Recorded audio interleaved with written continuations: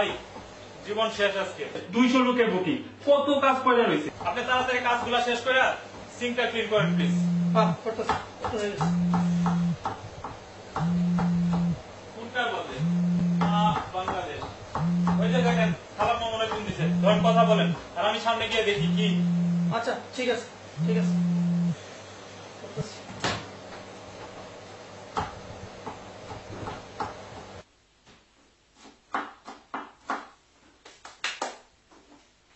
মার একটা ফোন দিই। আরে কত কাজ। হ্যালো মা, কেমন আছো?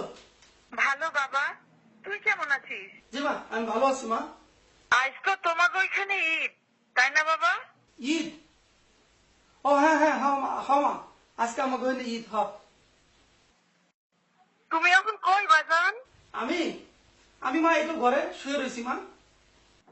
ঈদের খাবার রান্না করস না বাবা? মা রাঁধছি, অনেক কিছু রাঁধছি মা। মুরগি, পোলাও, গরুর মাংস, পিঠা আর অনেক কিছু মা।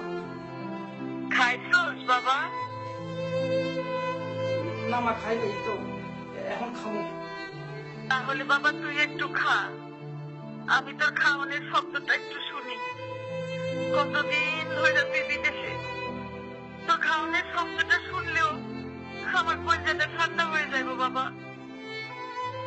কিরে বাজান, কত কষ্ট লাগে, খাইছা তোর? এখন মা খাইতেছি, তুমি শব্দ করো না মা।